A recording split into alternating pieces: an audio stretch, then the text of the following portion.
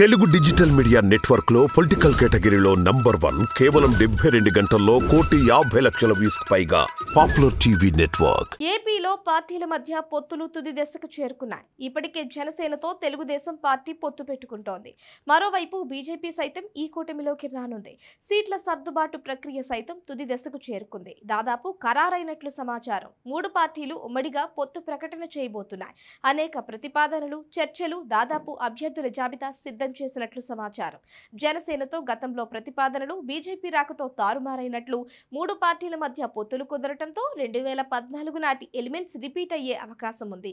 2 రోజుల్లో పొత్తులపై ప్రకటన రాబట్టింది. జనసేన 30 అసెంబ్లీ స్థానాలు, పార్లమెంట్ సీట్లు ఇచ్చేందుకు చంద్రబాబు సూత్రప్రాయంగా అంగీకరించినట్లు సమాచారం. గతంలో 25 నుంచి 28 అసెంబ్లీ స్థానాలు జనసేనకు కేటాయిస్తారని ప్రచారం జరిగింది.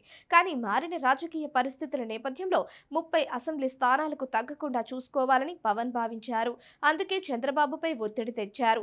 చంద్రబాబు సైతం సమ్మతించినట్లు సమాచారం. ఇదే పరిశీలనలో పవన్ రాజమండ్రి పర్యటనలో స్పష్టం చేశారు. బీజేపీ పొత్తులో కలిసి వస్తోందని, కానీ వారిని ఒప్పించే బాధ్యత తీసుకున్నట్లు పవన్ కలిగి ఉన్నారు.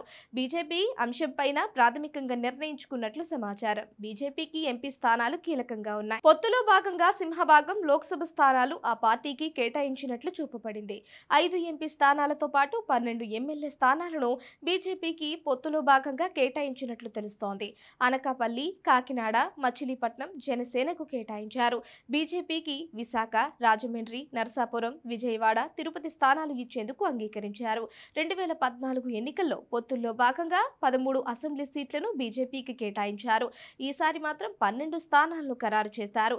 అందులో గతంలో ఎంపికైన స్థానాలు కొన్ని మార్పులు చోటు చేసుకున్నాయి. మొత్తానికి 3 పార్టీల మధ్య పొత్తులు కొలిక్కి వచ్చాయని, సర్దుబాటు ప్రక్రియ కూడా పూర్తయిందని సూచిస్తోంది. ప్రస్తుతం పవన్ జిల్లాల్లో పర్యటిస్తున్నారు. వాటిని ముగించుకొని ఢిల్లీకి వెళ్లనున్నారు. పనిలో పనిగా తన జిల్లాల పర్యటనలను ఎక్కడికక్కడే జనసేన స్థానాలపై స్పష్టత ఇస్తున్నారు. పెందుర్తి, భీమిలి, గాజువాక, యలమంచిలిలో ఇన్ఛార్జీలను ప్రకటించారు. తూర్పు గోదావరికి సంబంధించి గతంలోనే రాజోలు, రాజానగరం ప్రకటించగా తాజాగా రాజమండ్రి రూరల్ కూడా జనసేన పోటీ చేస్తుందని స్పష్టం చేశారు. అయితే ఏదేమైనా మరో 2 రోజుల్లో ఏ నియోజకవర్గంలో ఏ పార్టీ పోటీ చేస్తుంది అనే ఫుల్ క్లారిటీ రానుంది.